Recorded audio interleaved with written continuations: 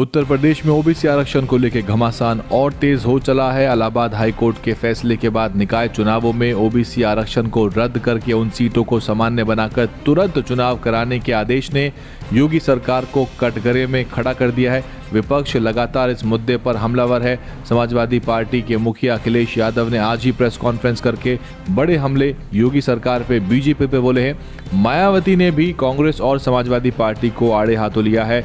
उन्होंने कहा कि कांग्रेस ने केंद्र में अपनी सरकार के चलते पिछड़ों के आरक्षण संबंधी मंडल कमीशन की रिपोर्ट को लागू नहीं होने दिया, तो कांग्रेस पर बहन जी का सीधा हमला है।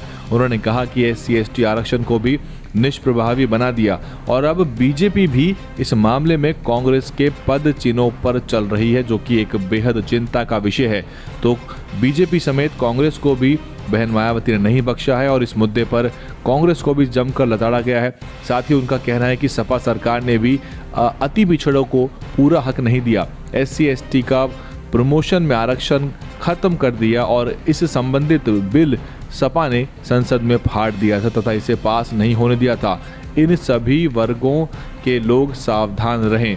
तो एक तरह से चेतावनी दी है सभी वर्गों को और कहा है कि कांग्रेस और समाजवादी पार्टी जो SC/ST से लेकर OBC के हितैषी होने का इस समय जो पूरा माहौल बना रखा है, उसको लेके बहन मायावती दोनों ही पार्टियों पे हमलावर है। उन्होंने साथ में ये भी कहा है कि जबकि BSP सरकार में SC/ST के साथ साथ पिछड़े और अति पिछड़ों को भी आरक्षण का पूरा हक दिया गया था और अब आरक्षण पे बड़ी बड़ी बातें करने से सपा और अन्य पार्टियों को भी कोई लाभ मिलने वाला नहीं है। ये सभी वर्ग इन दोगले चेहरों से भी सतर्क रहें। तो अगर आप देखें भाषा की प्रखरता और एग्रेसिवनेस के हिसाब से BSP प्रमुख बहन मायावती का बड़ा हमला है। हालांकि अगर ये उन्होंने बाइट दी होती तो ज़्यादा चर्चा का विषय बनती, अब भी चर्चा का विषय है। और अखिलेश यादव ने आज बहुत सारे मुद्दों में योगी सरकार को घेरा है। बाबा साहब के संविधान और बाबा साहब के दिए हुए आरक्षण की बात वो लगातार कर रहे हैं। मुद्दा असल में ये है कि OBC जो है एक बड़ा वोट बैंक है उत्तर प्रदेश में। 55% से ज़्यादा, लगभग 60% के आसपास की आबादी रखने वाला OBC भारतीय जनता पार्टी की लगातार रीढ़ रहा है और उत्तर प्रदेश के अंदर चाहे वो समाजवादी पार्टी हो, चाहे वो BSP प्रमुख मायावती हो, अगर कोई जिताऊ समीकरण उत्तर प्रदेश में बनाना चाहता है तो उसमें OBC का शामिल होना बहुत ज़रूरी है। दलित मुस्लिम पिछड़ा का एक जो जिताऊ फॉर्मूला है उस पर अखिलेश यादव काम कर रहे हैं। BSP भी उसी पे ही काम करना चाहती है। इमरान मसूद से लेके बड़े जो नेता हैं मुसलमानों के, उनको तवज्जो दी जा रही है।